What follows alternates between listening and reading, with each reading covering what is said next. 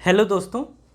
तो हम लेंस देख रहे थे पिछले लेक्चर में और उसी में आगे हम कंटिन्यू आज करेंगे और समझेंगे लेंस के फॉर्मूलों को कि किस तरीके से लेंस का फॉर्मूला यूज़ किया जाता है और लेंस का फॉर्मूला होता क्या है। और यहाँ पर हम समझेंगे आवर्धन को, ठीक है।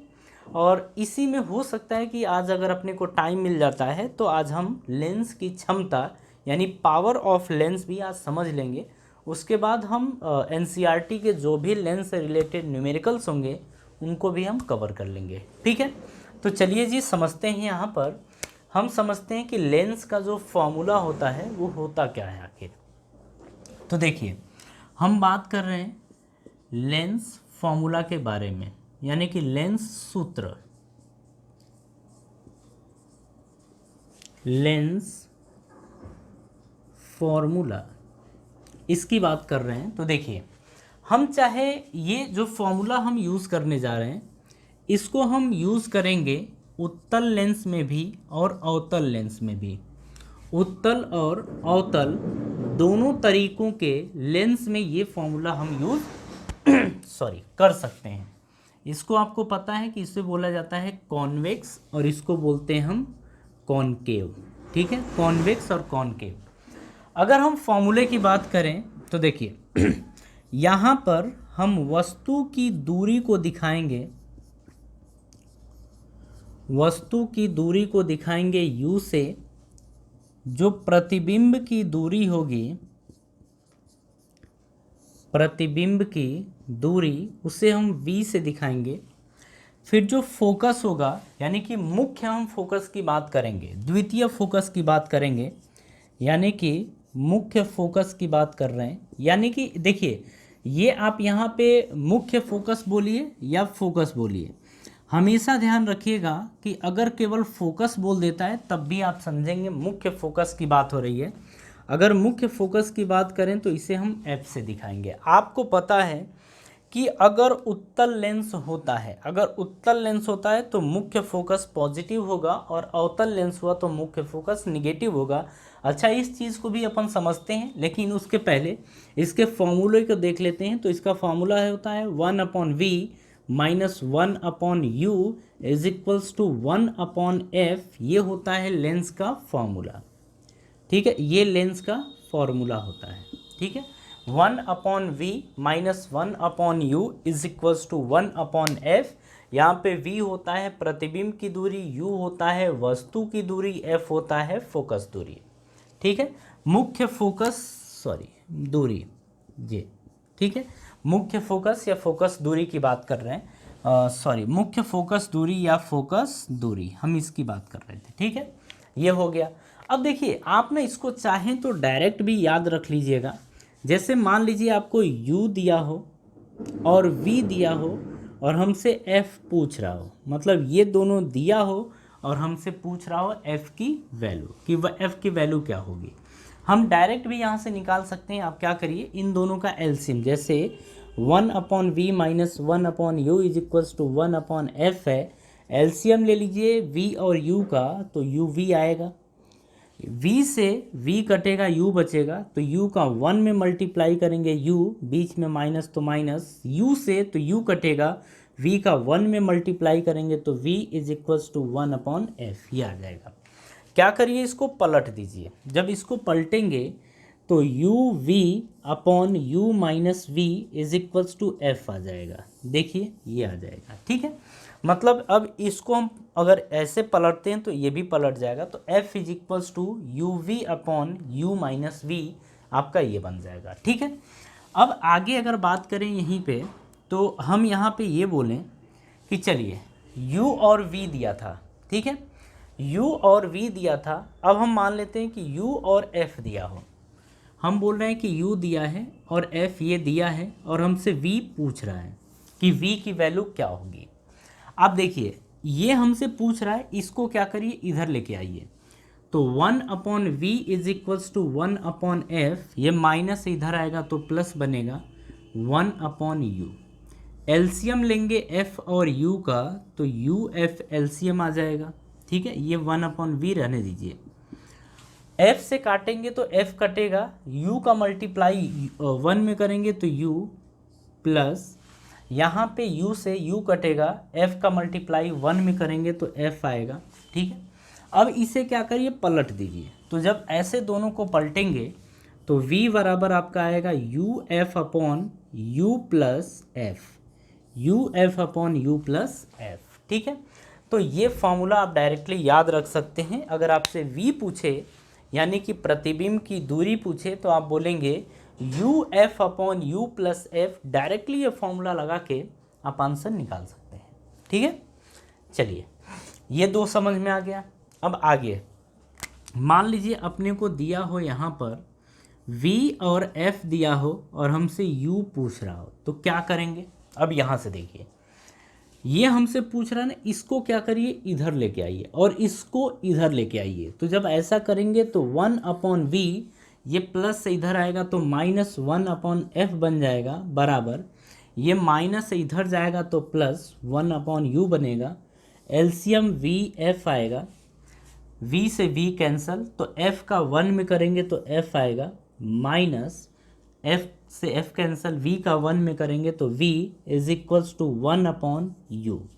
यहाँ से क्या करिए, दोनों को ऐसे रिवर्स कर दीजिए, पलट दीजिए। तो u बराबर आप देखेंगे ये ऊपर जाएगा तो v f अपॉन ये आ जाएगा f माइनस v।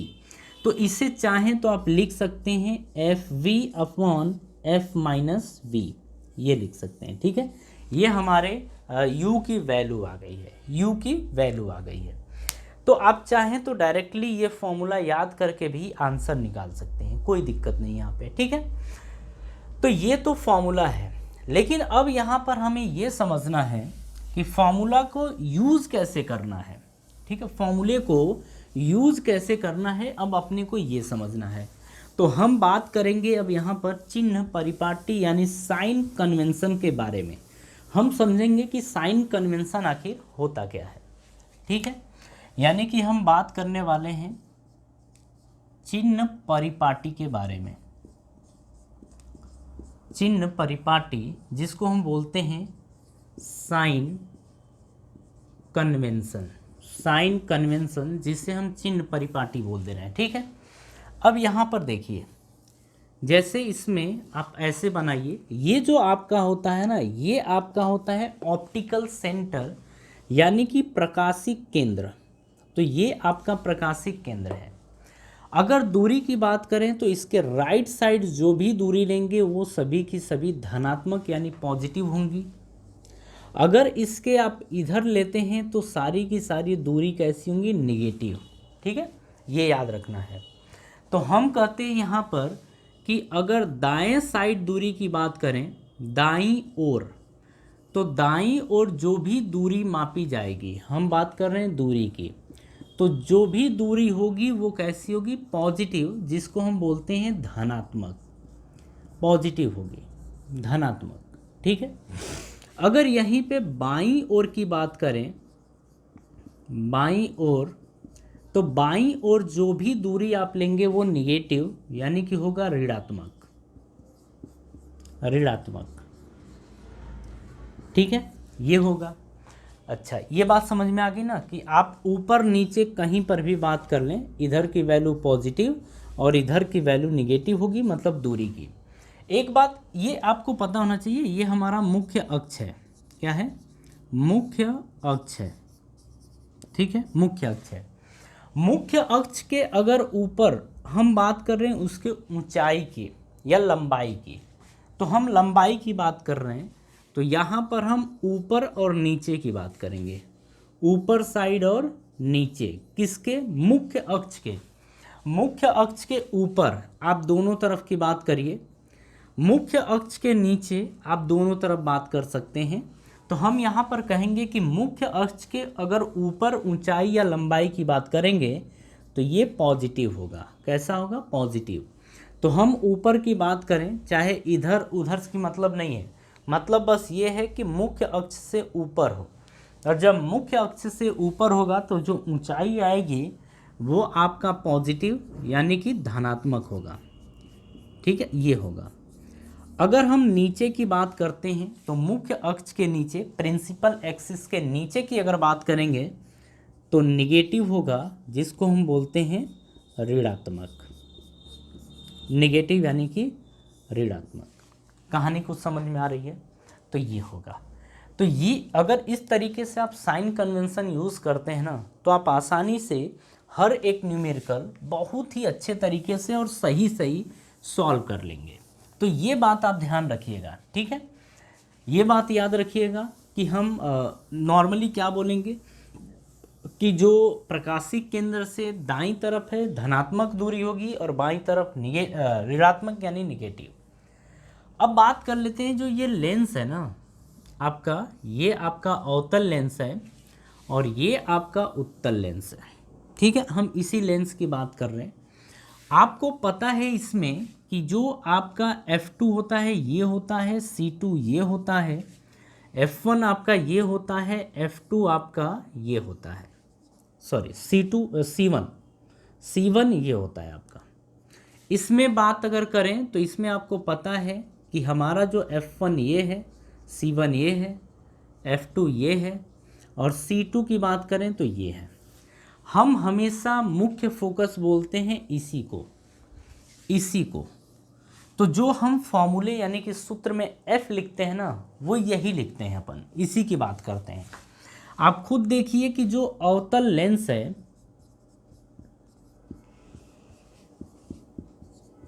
और ये आपका है उत्तल लेंस। तो जो आपका अवतल लेंस आप देख रहे हैं, अवतल लेंस में जो आपका फोकस आएगा यानी फोकस दूरी, किसकी बात कर रहे हैं? फोकस दूरी की। तो देखिए फोकस दूरी आपकी कैसी रहेगी? ऋणात्मक, निगेटिव। इसके इधर होगा ना फोकस दूरी, तो ये आएगा निगेटिव। लेकिन अगर हम वस्तु की दूरी की बात करें तो वस्तु आप हमेशा इधर ही रखेंगे, यानी कि वस्तु की जो दूरी होगी, वस्तु की दूरी यानी कि हम u की जो बात कर रहे हैं, u कैसा होगा? वो भी निगेटिव होगा, इसके इधर है, ठीक है। देखिए अपने को v पूछेगा तो उसके बारे में हम कुछ नहीं बोल सकते, लेकिन u पहले और f हमें पता होना चाहिए। अगर हम इस उत्तल लेंस की बात करें तो अगर हम फोकस दूरी की बात कर रहे हैं तो फोकस दूरी यानी कि मुख्य फोकस की बात कर रहे हैं, मुख्य फोकस दूरी की यानी f की बात कर रहे हैं, तो इसके इधर है, तो ये धनात्मक होगा यानी कि पॉजिटिव। लेकिन अगर हम वस्तु की दूरी की बात करें, वस्तु की दूरी यानी कि हम बात कर रहे हैं u की, तो u हमेशा निगेटिव होगा क्योंकि वस्तु आप हमेशा इसके इधर ही रखेंगे। तो u कैसा होगा? निगेटिव, और फोकस दूरी यानी f कैसा होगा? पॉजिटिव। कहानी समझ में आई? तो ये आपका होगा चिन्ह परिपाटी। अगर इस तरीके से साइन कन्वेंशन यानी चिन्ह परिपाटी को ध्यान रखेंगे तो आपसे क्वेश्चन नहीं फंसेगा, ठीक है। चलिए जी, ये तो अपन समझ गए। अब हम बात कर लेते हैं इसी में आवर्धन की, कि ये आवर्धन, आखिर आवर्धन को हम समझ चुके हैं कि आवर्धन होता क्या है, लेकिन लेंस में जो आवर्धन होता है उसका फॉर्मूला क्या होता है, हम इस चीज़ को देख लेते हैं।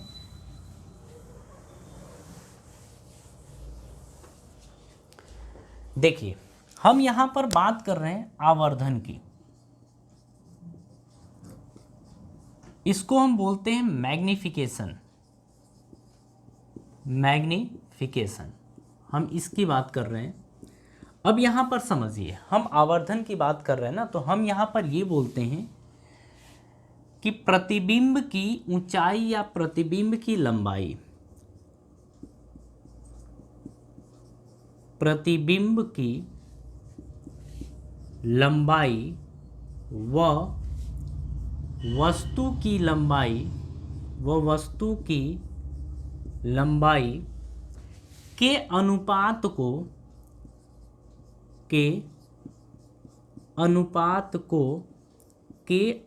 को आवर्धन कहते हैं। के अनुपात को आवर्धन कहते हैं। ये हो गया, ठीक है। तो अब देखिए, आप तो ये समझ गए ना कि प्रतिबिंब की लंबाई और वस्तु की लंबाई का जो अनुपात होता है वो आवर्धन होता है, वो वही है जो पीछे हमने देखा था दर्पण में। तो यहाँ पर हम बात कर रहे हैं कि अच्छा, आवर्धन को हम डिनोट किससे करते हैं? तो m से। आपको पता है कि इसको प्रदर्शित किया जाता है m से। तो हम यहाँ पर बोल रहे हैं कि जो आवर्धन है, आवर्धन यानी कि m बराबर ये होता है वस्तु की प्रतिबिंब की लंबाई। क्या होता है ये होता है प्रतिबिंब की लंबाई अपॉन वस्तु की लंबाई, अपॉन वस्तु की लंबाई। ये होता है आपका आवर्धन। अगर प्रतिबिंब की लंबाई की बात करें, आप HI से प्रदर्शित कीजिए और वस्तु की लंबाई को HO से। HO का मतलब हाइट ऑफ ऑब्जेक्ट और HI का मतलब कि हाइट ऑफ इमेज। ठीक है। इसमें एक बात और ध्यान रखिए कि जो ये होता है ना, ये m, इसको हम और भी बोलते हैं कि, अरे यार क्या हो जा रहा है, इसको हम बोलते हैं कि प्रतिबिंब की दूरी। यहाँ माइनस नहीं होता है, यही बात आपको ध्यान रखनी है। यहाँ होता है कि प्रतिबिंब की दूरी अपॉन वस्तु की दूरी, अपॉन वस्तु की दूरी। प्रतिबिंब की दूरी को आप देख चुके हैं कि इसे v से दिखाते हैं और इसे u से।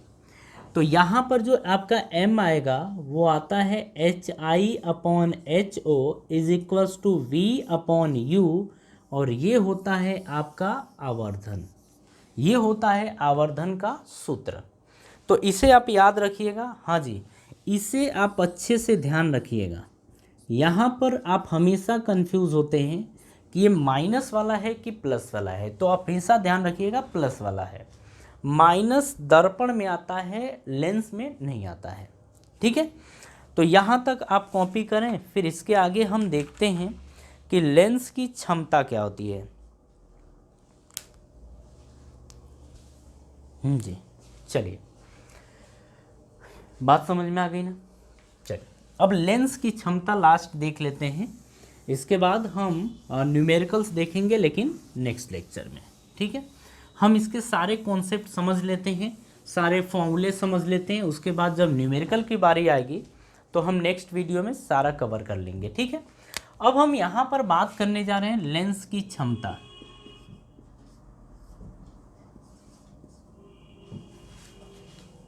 लेंस की क्षमता,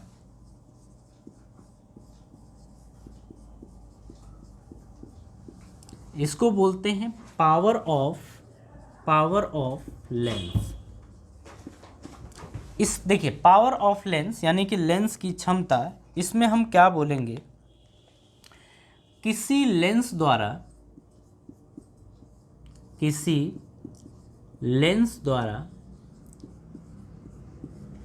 प्रकाश किरणों या किसी लेंस द्वारा किरणों को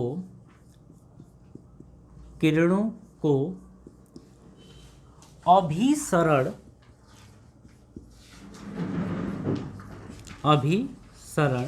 अच्छा अभिसरण को हम बोलते हैं कन्वर्जिंग, या अपसरण इसको बोलते हैं डाइवर्जिंग।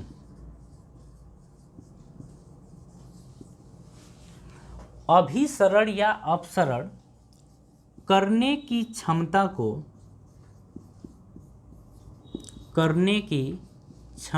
को लेंस की क्षमता कहते हैं। लेंस की क्षमता कहते हैं। ठीक है, लेंस की क्षमता कहते हैं। ये बात समझ में आ गई ना कि पावर ऑफ लेंस क्या होता है, कि प्रकाश की किरणों को अभिसरित या अपसरित, ऐसे बोल सकते हैं, अभिसरण या अपसरण करने की जो क्षमता होती है उसी को लेंस बोला जाता है। कहने का क्या मतलब है कि जो किसी लेंस की क्षमता होती है उसकी वो क्या करती है, जितनी ज़्यादा क्षमता होती है उतनी ही ज़्यादा प्रकाश की किरणों को या तो बटोरती है या तो फैलाती है। वही होता है किसी लेंस की क्षमता। ठीक है, बात समझ में आ रही है। तो अब देखिए इसे प्रदर्शित किससे किया जाता है, तो ध्यान रखिएगा, इसे P से प्रदर्शित किया जाता है, इसे P से प्रदर्शित किया जाता है। ठीक है, चलिए अब इसके आगे आप समझिए, जो P होता है ना वो होता है 1/, इसको देखिए हम बोलते हैं P इक्वल्स टू 1/f, या लिख सकते हैं 1/, फोकस दूरी, 1/, फोकस दूरी। किसकी फोकस दूरी, अरे किसी लेंस की फोकस दूरी, तो ये होता है। ठीक है, यहाँ पर एक बात आपको ध्यान रखना है कि हम बोलते हैं कि यहाँ पर जो f होता है ना वो मीटर में होता है। f को किस में मेज़र करते हैं, मीटर में। जब f को मीटर में अपन मेज़र करते हैं तो जो क्षमता होती है लेंस की उसे हम मेज़र करते हैं डायोप्टर में।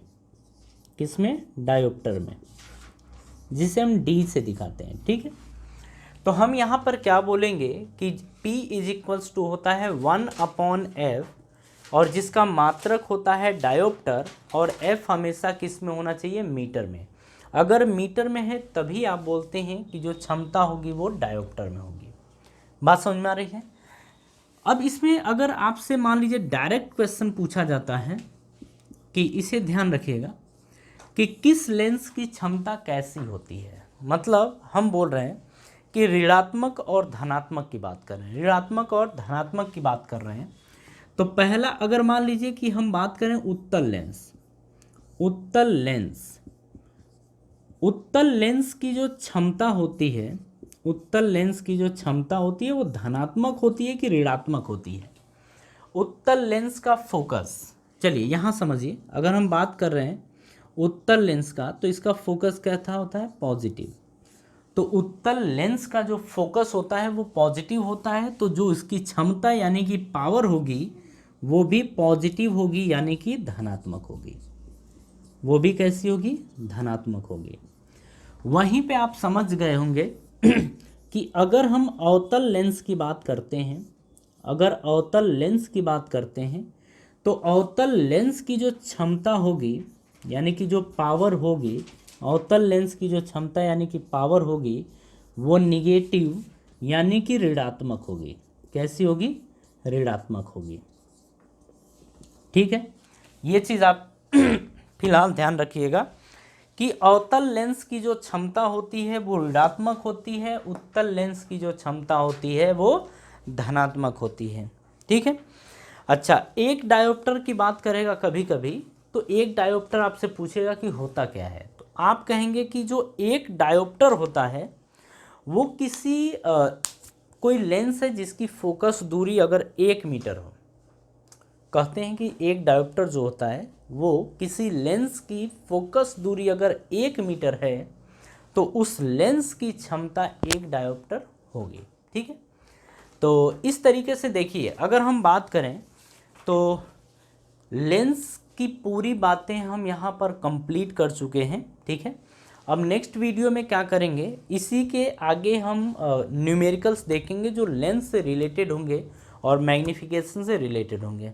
ठीक है, तो चलिए अब मिलते हैं फिर नेक्स्ट लेक्चर में। Thank you.